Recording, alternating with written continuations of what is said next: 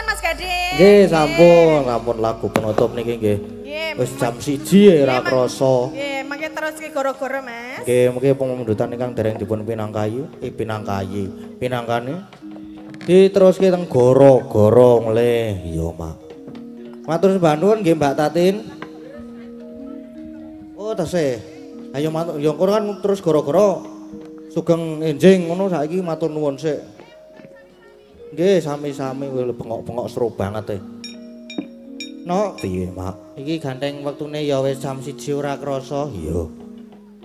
Banjur kepiye ya neruske lakon wong lakon ya isih dawa banget mengko iki isih kira-kira isih membutuhkan waktu 15 jam no. Iya. Isih suwe, Mak. Heeh, isih ayo gek diteruske sik lakone. Iya, Mak, ayo tak derekke.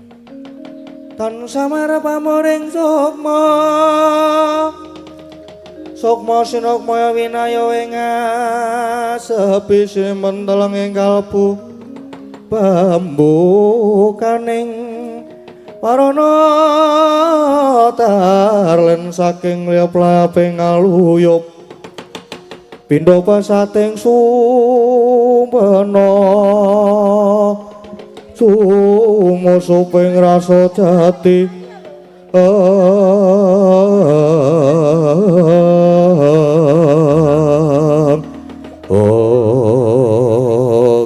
Sinegeng ingkang wonten salbeting Datulaya Gentika Capo Prabu Baladewa ngawe dhateng sangyaning Prawadya Bala Sulah nyopating bleber-pating bludak tar yayah tirta mlutakan ing daratan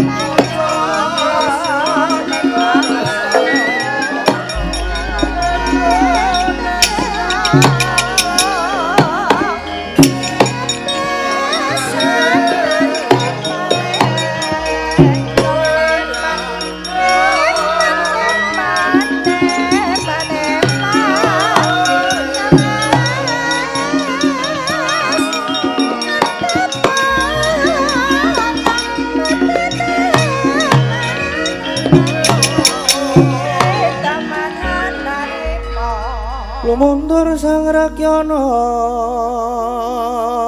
patih undang ing prawadya sawega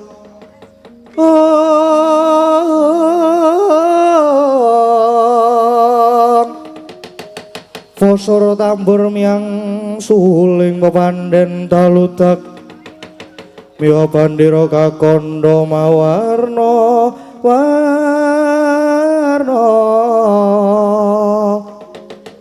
Pindha Colotyana Sri kawuryan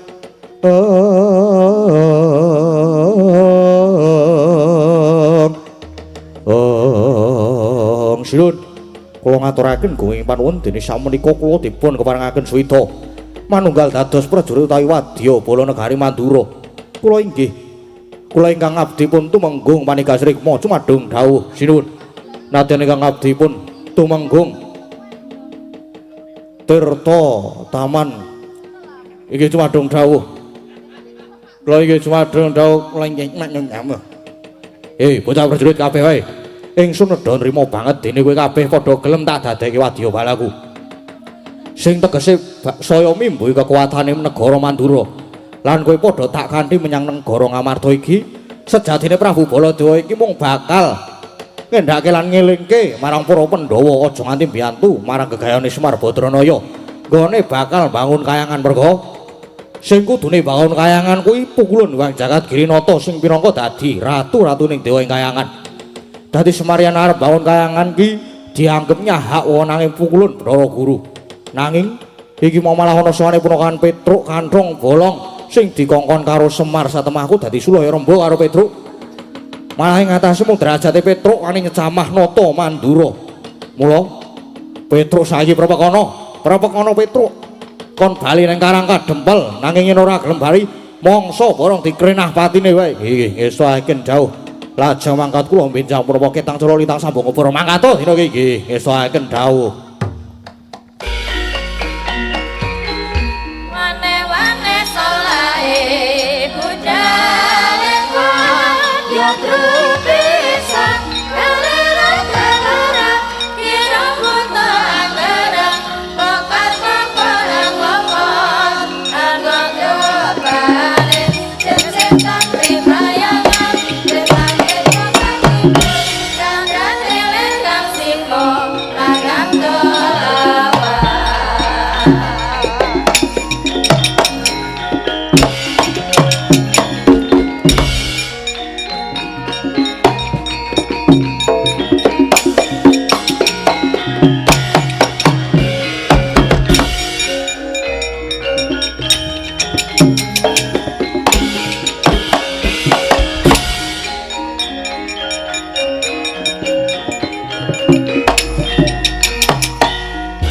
Wane-wane solae budale galera-galera kira buta anggara bakar-bakaran ngomong anggo jobane setan pribayangan berbagai kaki pun candrane wetan singko lagang dolawa. Wane-wane solae budale ya trupisan galera-galera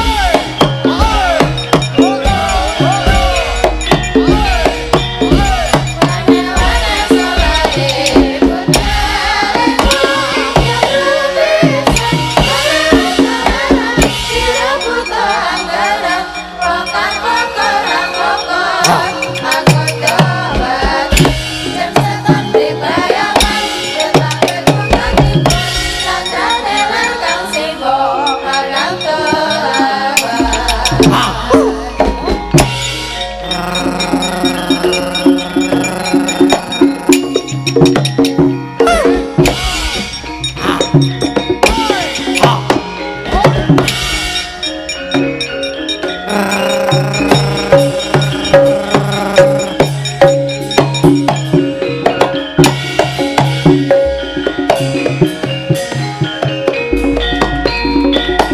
Wane-wane solae budale ya trupisan galera-galera kira buta anggara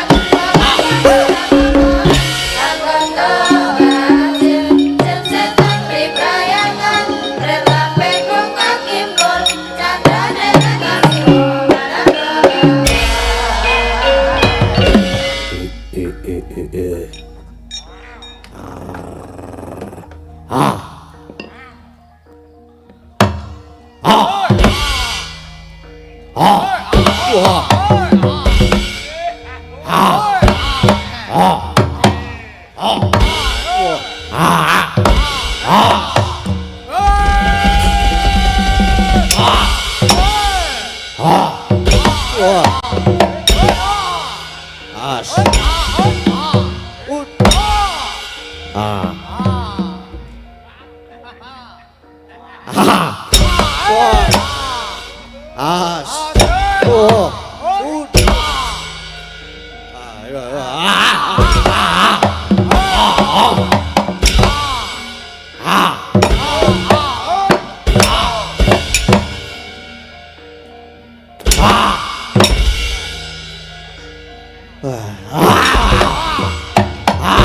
Waduh.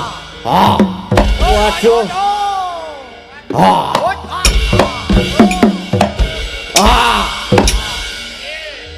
Aduh. Rapopo. As.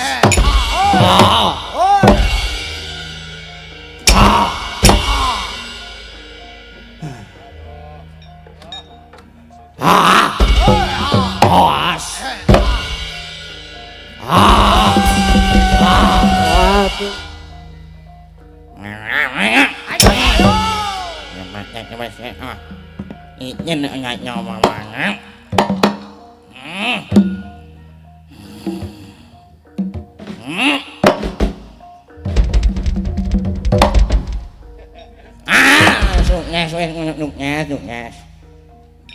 nghe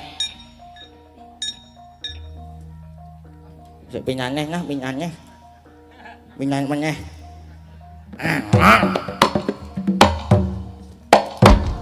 Nhìn cho người nhanh anh ở mà nhạc nghề.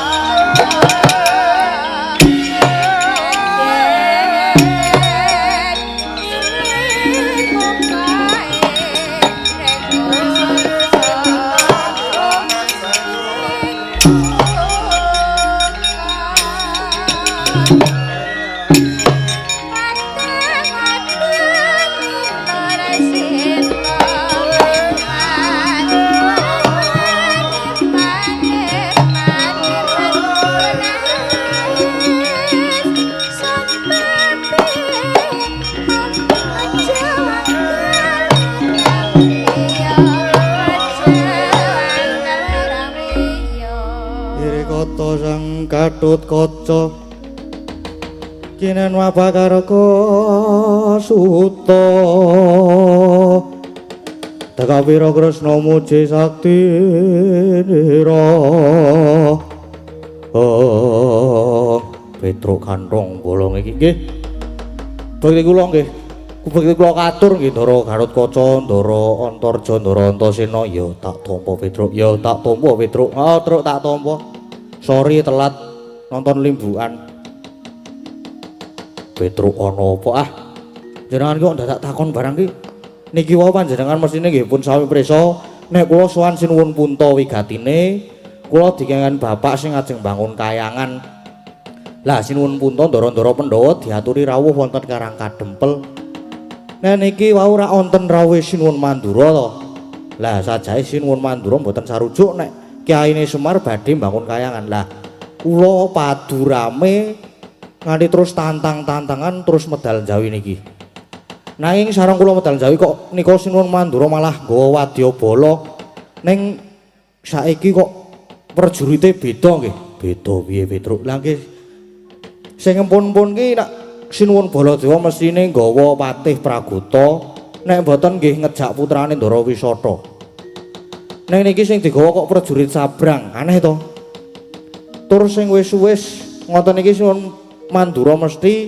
terus ngawe para putra kados Ndara Gatot Ndara Antarja Ndara Antasena kok niki ndengaren para putra mboten manunggal kalih mriku iya Petruk aku ya mung manut karo wiguhe Dimas Antasena lho napa ngoten to Ndara Antasena iya Petruk aku ya wis nggraita kok Pakde Mandura saiki rada aneh tur kae kok sing digawa ketoke dudu prajurit Mandura. Lah nggih. Napa sakniki ngrekrut anyaran terus ganti rombongan? Mbok menawa magic mau lho, Truk. Mbok menawa sulapan terus apa wadyabalane di apa jenenge di apa disulap dadi sabrang-sabrang kaya ngono. Ya ora, Gong. Lah terus niki pripun niku? Nek kula wae jane mboten wedi, kula nggih mboten ajri kalian Sunan Mandura wong pathokane kula niku watone kula bener sapa wae tak waneni. Pripun, Ndara? Wis saiki ngene aja sumelang. Kowe tak ewangi, Truk, Wadyabala kae mengko tak tandangane sak sedulur. Neng mengko nek Pak Di Mandura maju kowe sing ngadepi. Oh, nggih. Ngaten niku nggih, siap-siap monggo mriko, Ndara.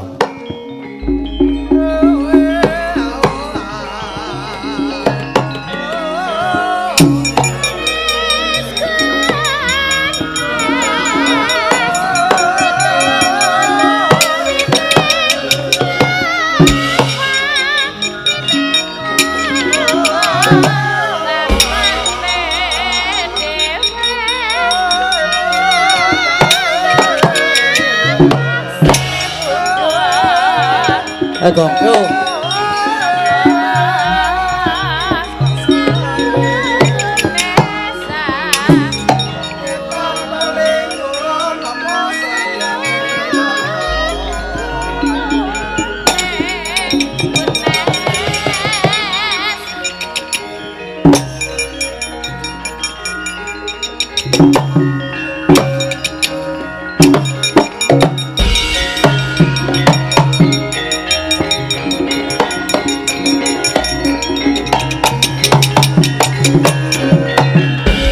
Katriku mulung mangrempak Kurta koreka kiri Dananggono gawe gelar Oh ngalah dalah Aduh sing tak goleki Punakawan Petruk ning sing methuke aku kok beda. Kowe sapa? Kowe takon karo aku jenengku Antasena. Kowe sapa kowe? Aku prajurit anyar negara Mandura. Jenengku Tumenggung Manik Pamegatrima. Kowe lah tenan. Pak D Mandura ngrekrut wong anyaran. Antasena. Kowe sumingira sing jeneng Petruk ndi? Tanggone gatheng sirahe sumingira. Sumingkir piye?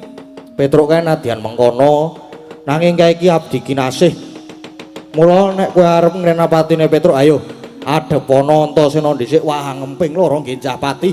Wani dening aku, apamu sing tau deni babu areng ngopo? Ora minggat saka ngarep aku tebak dadamu kene marganing patimu ayo.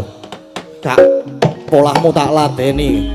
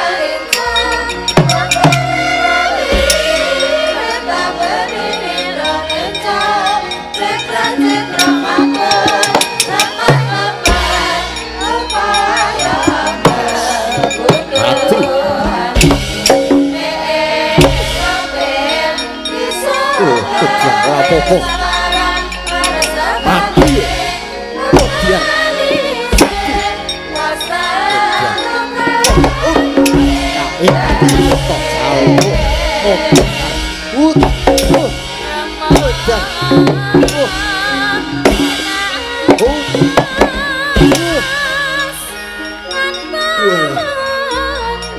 ya.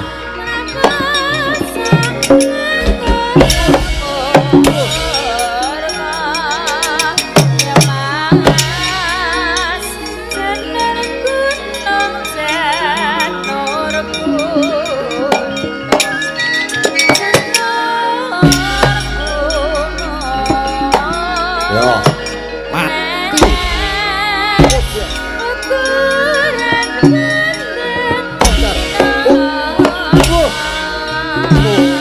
Ya.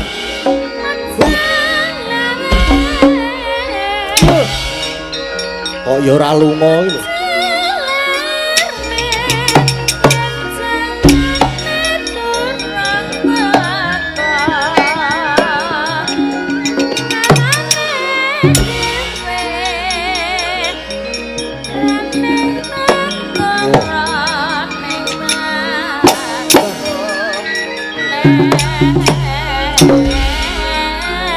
Aja mlayu.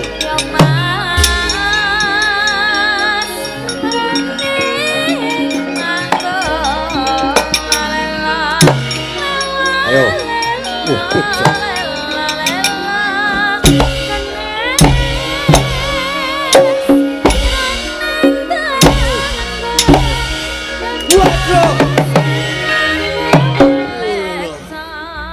Waduh mati tenan.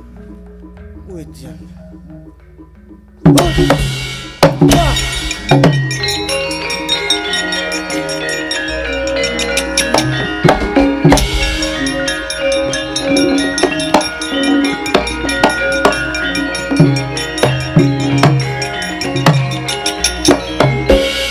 Sawa Gatotkaca sawa Tirta Taman Madun Gah wah edian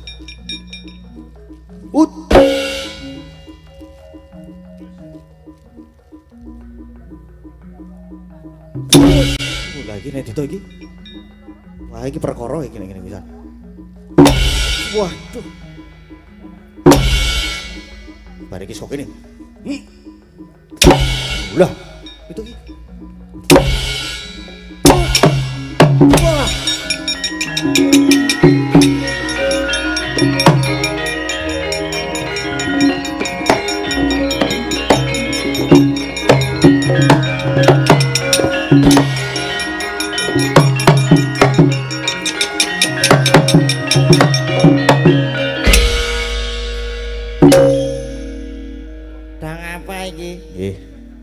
nganggo takon. Sapa ya sing durung maju ya? Sapa sing durung maju mrene? Inggih, wonten dawuh. Wonten dawuh menapa, Mbah? Alah iki meneh wong iki meneh. Bosen aku leh nyawang kowe. Mbah to ya aja kaya ngono kuwi to, Mbah. Aku ki ya elek-elek kaya ngene iki prajurit. Ora ketang aku seneng gelut sing cara alus.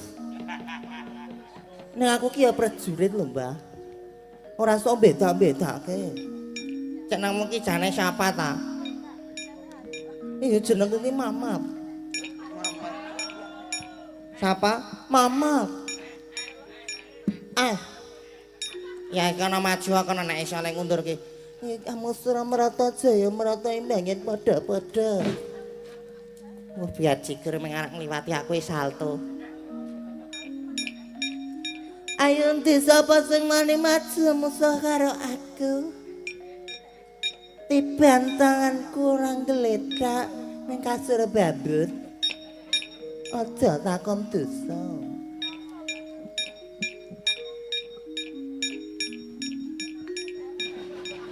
Ya tobat sapa kae iso mabur. Ketoke iki asik banget. Ana pengalaman baru neng dhuwur.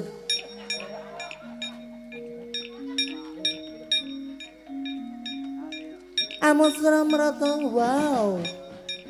Oh my god. Sapa Mas? Ora dikedhuk ora.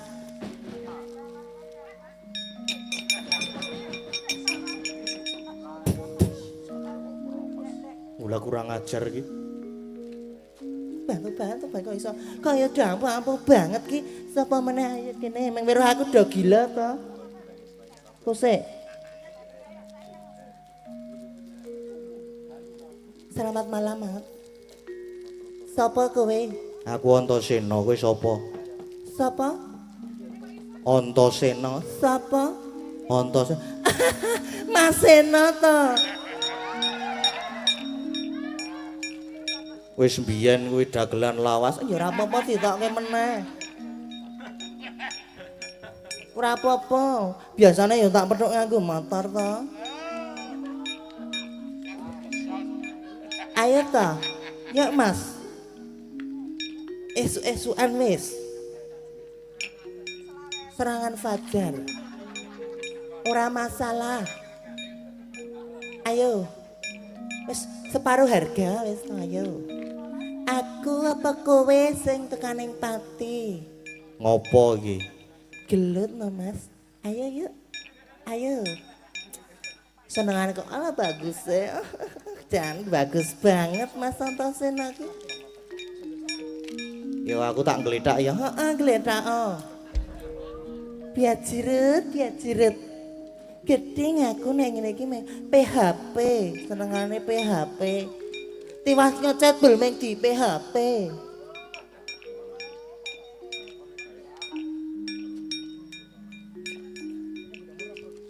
Aduh dawa banget. Ngopo iki sapa to iki? Aku Mamat, Mas. Ya ampun dawa banget marake kelingan sing ora-ora lho. Apa? Kuwi lho Mas dawa banget. Iki apa? Heeh. Iki wis gawan lair. Lah kepiye? Maju perang, Mas. Perang Perang. Kowe sapa? Petruk. Ayam mesra merata jaya meratai bangen pada-pada. Aku nek banjir iki cangkemku mencu-mencu e. Mbok wis kono mundur wae kono. Aja no Mas, aku ki lek maju semangat-semangat ngene. Waktune iki lho, waktune dele ngene. Oh iya. Ora masalah wis lah.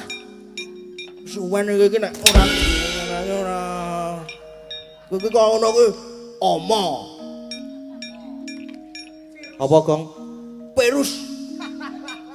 Ora kok ngono kuwi kono mundur wae kono. Mas Judeng musuhe Sinuwun Mandura. Ya tak maju e, Gong. Santai wae. Iki yo. Truk maju tenan to, Truk? Heeh, iki maju iki. Segawane rono kan ora kunangan sapa-sapa.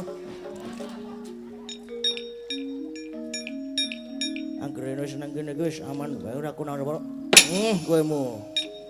Ngapa kowe sak?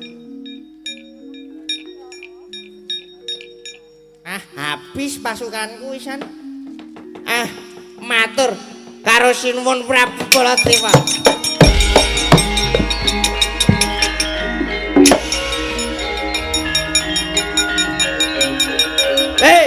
Harus manik jajalan dari bawane bles anak.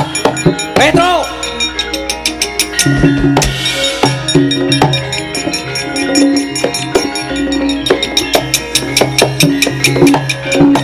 Harus manik jajalan dari bawane bles anak.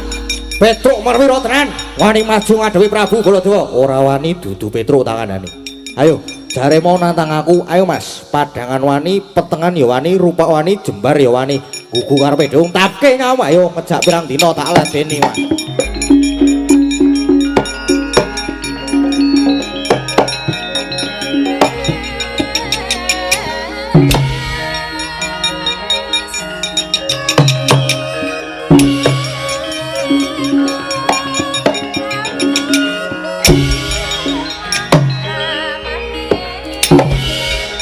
Biar kowe awas tancep ki jotos kidule. Koprol ki. Waduh. Motor. Yo sambat to. Wis maning jajalan kene bae blis hat.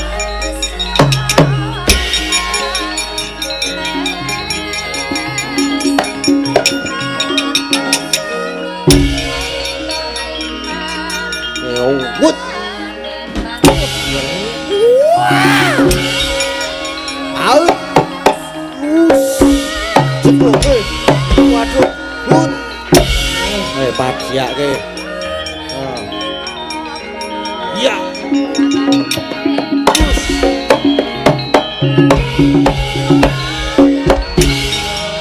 Iso aku nek main konstitutan.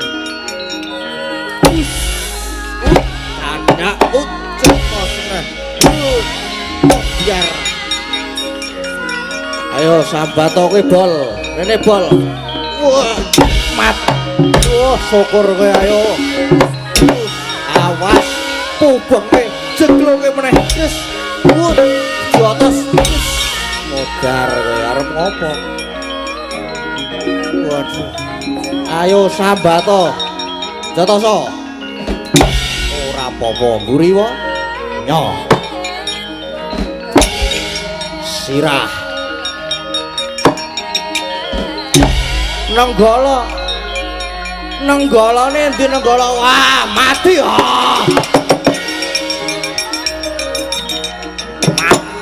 Wah. Wah.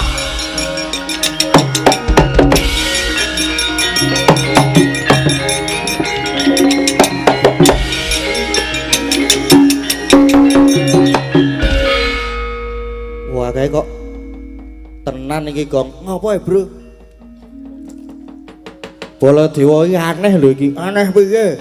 Sing wis-wis nuwun Mandura iki nek gelut nek wis kepepet wis kalah ngono kae terus mesti muni gelandang nenggala. Ha iki mah ora. Lah kowe iki nek ndi? Mbuh ya aku mau ora ngetok ya aku mau ndelik. Ora nonton lehmu perang. Iki lagi harap nonton kok kowe wis pencolot memburi wis kalah. Neng iki mau ora muni ngono kuwi lho, Gong. Heeh. Neng malah nyokot. Loh. Nyokot barang ki ya sok-sok diperlukan lho. Nyokot ki nek wis kepepet sok nyokot ya ora apa-apa. Ora ngono kuwi, Gong. Tenan iki nyokot tenan. Nyokot tenan. Nyokot genah dudu Baladewa. Ayo wadul Ndara Werkudara. Ayo wadul Ndara Werkudara.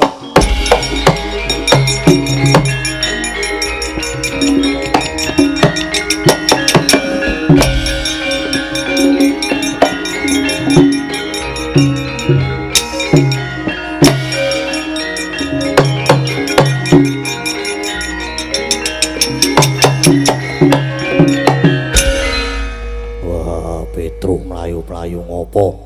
Durung tekan, durung ditancepke wis suwuk ngopo? Nggih. Bareng gelut kalih Sinuwun Mandura. Kalah apa menang kalah modale entek kok. Modale isih tak teruske kok. Nah, kalah. Nek jane iki urung kalah ning aneh. Aneh piye? Sinuwun Mandura niku nek Pancakara nek wis muni kepepet ngoten mesti terus muring-muring. Terus tekan jangan panos maning cacalan iblis banget. Terus muni gelandang nenggala ngono kuwi. Iya. Neng nek niki mboten. Lah piye? Niki apa jenenge?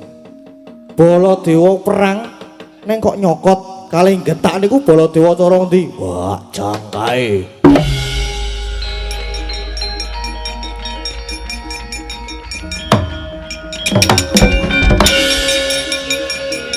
Biar kowe.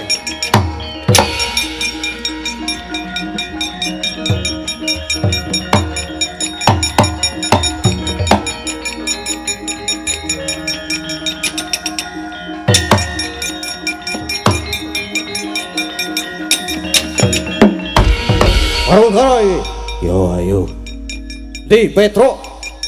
Aku duwe perkara karo Petruk dudu karo Werkudara. Wah. Petruk mundur kalah. Kowe ngopo rene? Belani Petruk. Sebabe Petruk wong kleru kok belani iki kepiye? Wah, Petruk muni. Kowe ora ngetokke nenggala, kowe malah nyokot. Wah. Petruk kae wong dobos tak ada di. Petruk kae gawe-gawe. Petruk kae mau ngomong kosong. Wah, nek di papan sing jeneng Baladewa ki mesti ora tau pisah bareng karo patihmu Praguta. Nek ora karo Praguta ya karo Wisata. Dina iki ora, dina iki tak tinggal ning omah. Wah, Praguta nendi? Praguta lara pikir ora melu Wisata nendi dolan mancing. Wisata mancing. Wah, genah iki Baladewa palsu. Waduh.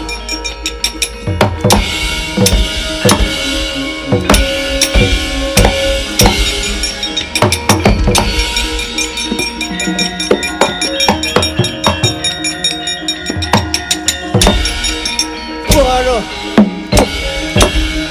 Oh, tolong. Wah.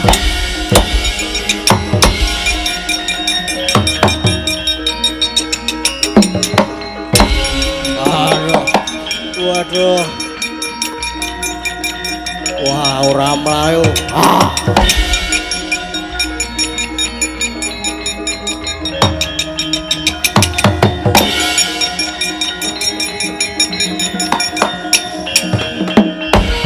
Oh, ladalah tenan. Ora urung aku Badar ya. Aku mung sadurunge mundi dawuhe Pandya Betari Durga. Supaya aku ngiri godha para pendhawa aja nganti padha bantu Yai Semar gone bakal bangun kayangan.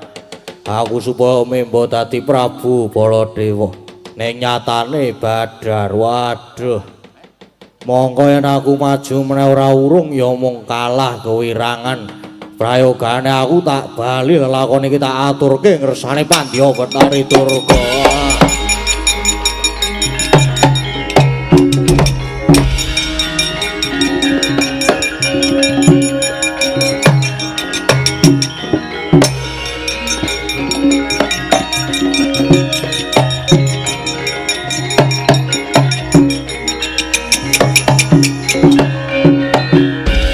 Dan Ndara Werkudara matur sembah nuwun ingkang kathah menika sampun dibiyantu anggen kula ngunduraken Prawadyabala saking wirangan Petra omong apa. Nggih, ngapunten kula niku terbawa suasanae. Kula pengen nge-MC. Bagong nanti mbok kirangan ngangkring yae. Senengke wae iki bocah ngintal-ngintil nanti wae. Yo.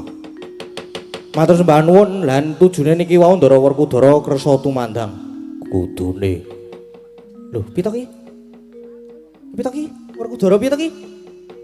Tujune jenengan wau kersa tumandang. Iya. Lah rak apa to sinuwun Baladewa niku ngomong gadungan palsu. Niku wau kedadian saking magic. Nyatane bareng diajar Ndara Werkudara banjur Badar perjineman Jaramaya. Iya, Petruk. Aku kawit mau ya wis Subriya Baladewa aneh. Neng aku gumun kok dadi Badar Jaramaya. Wah, Antasena. Antasena rene. Pita ki? Piye, Pak? Kok ngendi? Jajan. Ra masalah to. Tokoh sampingan kowe kok aku ki. Tak jajan sik ora kleru kok. Antasena. Ayo iki Jaramaya iki mesti ana sing kongkon.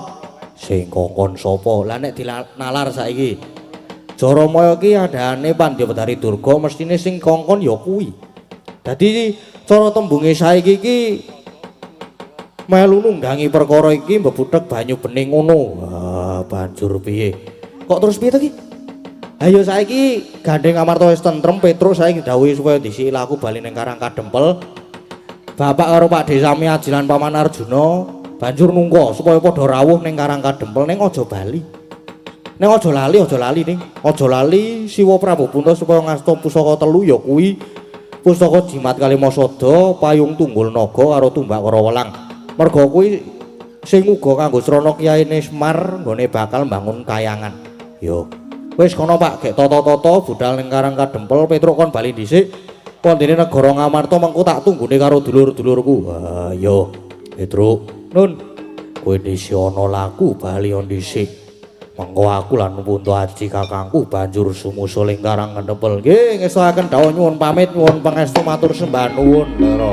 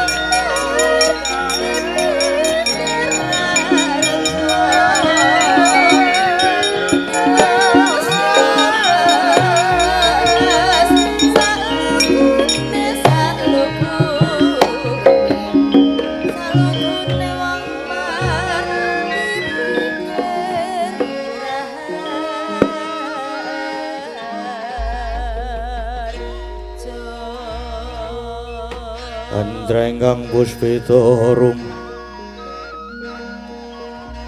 kasiring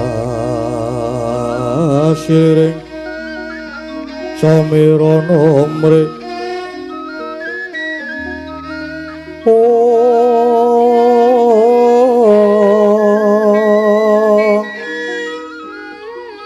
sekar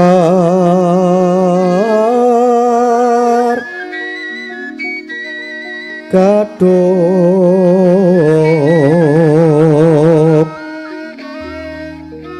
kok ngas kadanyo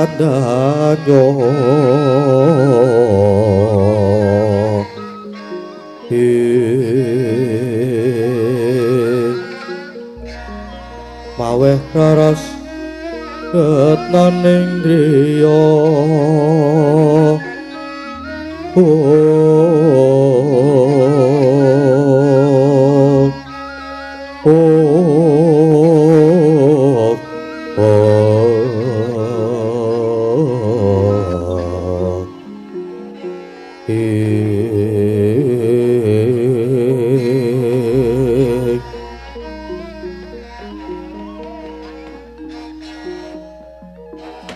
Ung aja laju sangayu palungguhan ulun marmane Kakang Narada ulun wiji mangarsa yakti nedya ulun kanthi angrumpaka timbuling gara-gara ingkang kagiri-giri kawah candra dimukalir kinebur Kakang baya punapi kang dados tuk sumbering kanang gara-gara Kakang Narada mrekancang adi guru gara-gara ingkang niku jane kapirang dados tigang perkawis menapa kemawon sepisan gara-gara saged dipun timbulaken saking titah ingkang nedheng gentur teki umpamanipun contonipun nalika lampahan Arjuna Wiwaha jaman semanten sang Begawan ciptane ingkang tapa wonten Guwa Pamintaraga cipta ati ning kuwi wening nek pancen pengen wening atine mlebu Guwa Mintaraga minta nyuwun raga pun mestani awak nyuwun marang ngersaning pangeran mrih kareksa ing reh keslametane menika sepisan salajengipun kaping kalih gara-gara dipun timbulaken saking titah ingkang nedheng mubal kamurkanipun contonipun dok nalika mubaling Prabu Dasamuka menika saged nimbulaken punang gara-gara ugi kaping 3 gara-gara mboten dipun sebabaken saking titah ingkang gentur tapane gara-gara mboten dipun timbulaken saking titah ingkang murka nanging gara-gara malah dipun timbulaken saking dewanipun ingkang klentu tumindakipun la duka menika apa pancen kleru tenan apa pancen sengaja kleru lajengipun saking wawasanipun Kakang Narada gara-gara tigang perkawis menika kula lajeng angka ingkang kaping pinten Kakang angka 3 yen mekaten gara-gara saking pakartinipun dewa lha nggih lajeng dewa sinten paduka adi guru piyambak lho Kakang Narada kok saged mestani dateng ulun lha nggih krana adi guru menika sejatosipun sri kalian Kakang Semar lha duka kok adi guru saged sengit gething kalian Kakang Semar menika sebabipun menapa mau kadosipun Kakang Semar nggih mboten damel kapitunan, mboten damel perkawis kaliyan adi guru. Nanging adi guru sing golek-golek dadane perkara. Nggih napa mboten adi guru? Nggih Kakang. Malah sisan damel kula dadaki. Krana selaginipun Semar menika tasih gesang, tiyang menika sami nglewar. Anggenipun sami nyembah dhateng ulun. Lho, ingkang dipun kersangan adi guru menika ados pundi? Kala lajeng wonten pangandikan bilih titah tiyang menika sami nglewar ngawur dhateng panembahanipun Kakang. Sesembahanipun jagat raya menika namung dhateng Bathara Guru. Boten wonten sanesipun. Lho, lah mangke riyen. Sesembahanipun jagat raya menika inggih ingkang nyipta jagat raya saisine. Inggih menika Gusti ingkang Maha Agung. Lah kok dadi adi guru malah ngoten. Inggih. Namung Bathara Guru panguwasa tunggal donya prapteng akhir mila selagine Semar niku tasih urip nggih Semar niku sing giring manungsa supaya padha bekti nindakaken 5 wanci jroning sedina sewengi terus do dikandhani wong sugih kudu padha andum rejekine marang sing miskin utawa ingkang dipun westani zakat fitrah. Banjur sing waras wiris malah kon nindakake kudu poso. Lah mekaten menika yaktine namung giring manungsa supados sami nyembah marang pangeran. Lah prakencong. Lah nggih pun leres Kakang Semar niku, Dik. Yen manembah jati namung dumateng zat ingkang murwengdat Gusti ingkang Maha Nasa boten saged sesembahan jati menika inggih namung kula namung Bathara Guru ingkang wajib disembah. Oh lah lodo apa? Wah lah iki angel tenan iki sing marake ruwet nggih wonten mriki menika.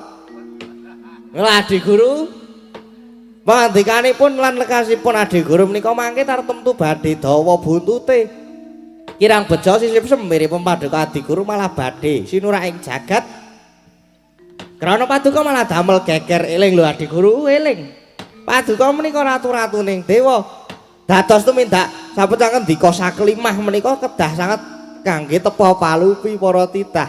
Lah yen Adi Guru ning mangke nyimpang saking bebener angger-angger kaya ngene iki walah lajeng kados pundi jagat menika. Nanging ulun menika gadah panguwasa. Lah iki saya ora cocok iki. Ora sarujuk leres nggih leres Adi Guru nggadahi panguwasa menika leres. Nanging panguwasa niku mboten kangge nguasani, nanging kangge ngayomi. Tur malih yen werawis niki nek nganti Kakang Semar ora trima terus munggah ning kayangan terus adol jamu. Sinten sing ajeng tumbas? Wasipun perkawis menika kula mboten sarujuk. Dados yen wonten menapa-napa kula tunggak waru tunggak dadap ora melu-melu ora melu nggarap. Dados yen Adi Guru mangke nampi wewelak manggo dhewe Adi Guru. Kakyat risang kapirangu nirangkul kirempit kempit dasaretaning bahono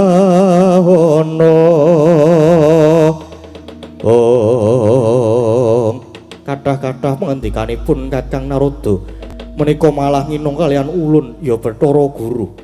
Wasipun yen Kakang Narada mboten ngayogani kenging medhak ing Marcapada. Medhak ing Marcapada kados pundi? Kakang Narada ulun copot kalenggan dewa. Lah rak tenan to. Wis iki mesti kena pengaruh. Lah kira ketekan wong wedok siji kae kok mesti gampang kena godhok. Nggih pun, ora dadi dewa ya ora masalah. Ning mang titeni mawon ala niku mboten badhe tumama ing becik.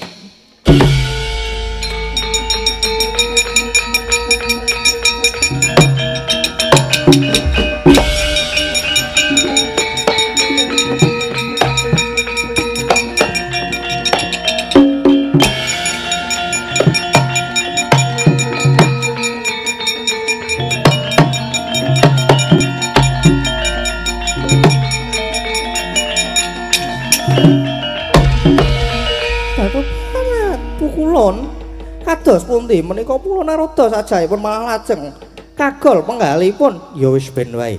Kayangan Suralaya ora nganggo Kakang Narada boya dadi ngopo. Nanging Durga nalika semono ulun dawuh marang jeneng kita supaya giri godha marang para Pandhawa supaya aja nganti bantu marang gegayahane Kakang Semar ku kepiye. Pukulon nalika semanten kula sampun dawuh kalian Perjineman Jaramaya supados memba dados nata mandura Prabu Baladewa. Nanging nyatanipun gagar wigar tanpa karya cadhong duka Pukulun.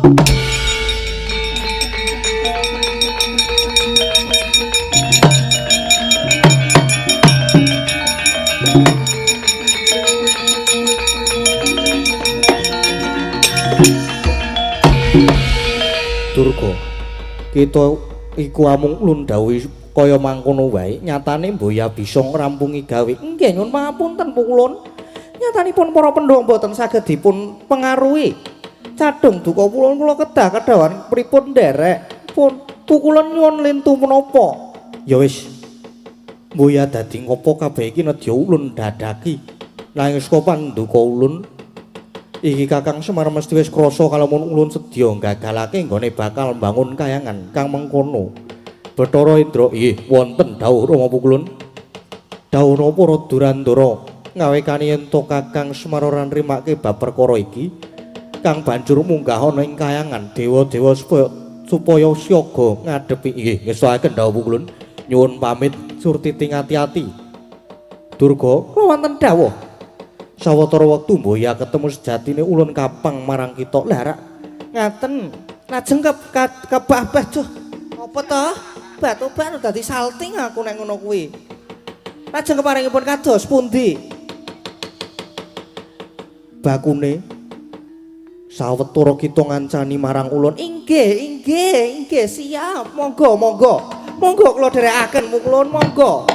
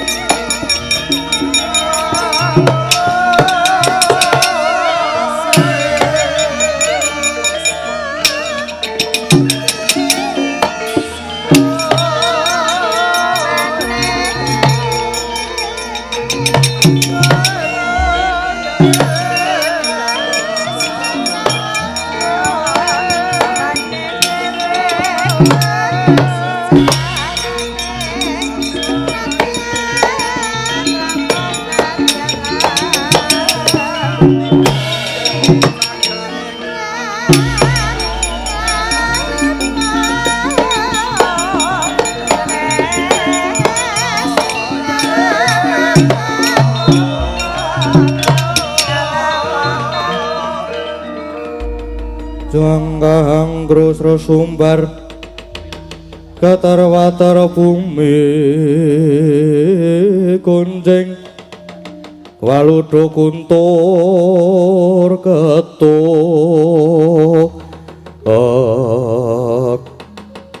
ngestu ngara jagat maneh raja dewaku kadhaipun Kakang Nyai Prabu Jayasudirga nggih Kakang Prabu Jayasudarga wonten dawuh kados pundi Yai, mulane siadi tak kanthi bakal marepun ing Karang Kadempel merga nalika semanapun Kakang antuk wangsit sasmita ingkang tak tampa pun Kakang lan siadi bakal langgeng hanjahing bawana ambane negara ing Pulung Kedah Kencana nanging seranane negara kudu dianani tumbal wadal.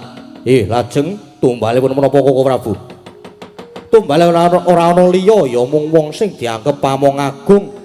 Wong sing dianggep pustaka bisa kandha jimat bisa ngucap ya kuwi Semar Badranaya sing jare uga dadi pamong ing para kang suci pamong ing Trahwita Radya. Yai kula wonten dawuh iki wis meh ngancik laladan Karang Kadempel kaslakna to ning rasaku kepengin boyong Semar yen sekirane ana ingkang ngalang-alangi Karang Kadempel didadake Karang Abang nggih yen mekaten monggo kula dherekaken ayo hai dikelak lagune nggih monggo kula dherekaken Kakang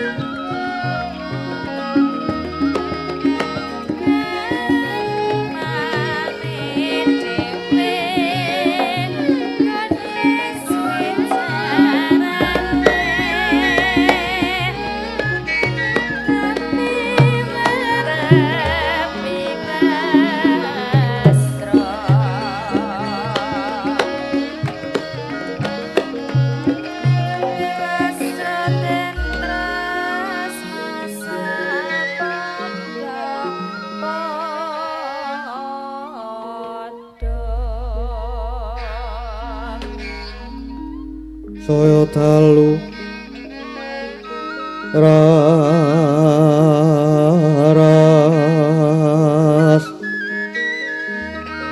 abyara sorot lintang kangku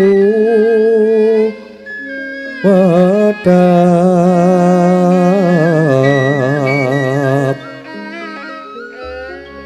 titi sonya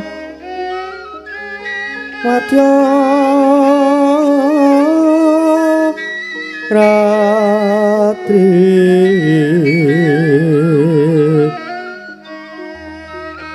lumrang gandaning pos beta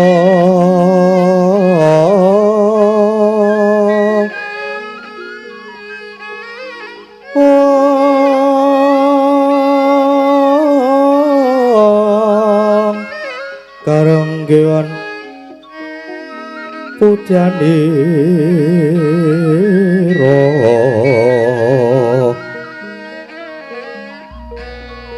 sang ticara mbrang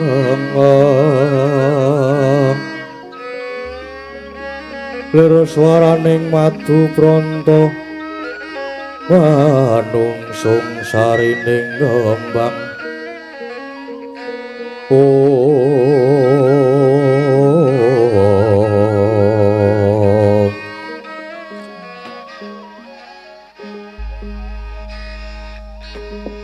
Sireping sangar kok kumatosing dalu jroning ratri dereng wonten ingkang kacarita. Pamu sangang pertanga pati ingkang jembrul saking prangwitan nadyan kalengan megarsa gunung-gunung parandine bisa merbawani jagat raya. Dupi tasah sing kamantian dewasane nang wau kawusa wancine wis ngancik gara-gara Sukra Mangkara tumpamenda tete kalapa sumawar cita hanggara rekata Buddha Maesaraswati mintuna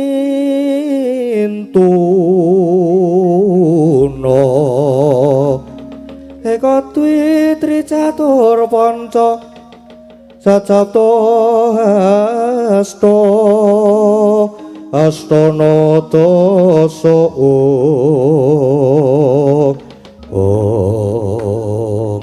suwata perbawaning gara-gara nanging gara-gara ingkang dumateng jagating pakliran sakti amung ngurmati mijilira parepat punakawan Kilurah Semar Gareng Petruk Sumawana Kilurah Bagong ingkang sami gegojekan madyaning ora romba alon arire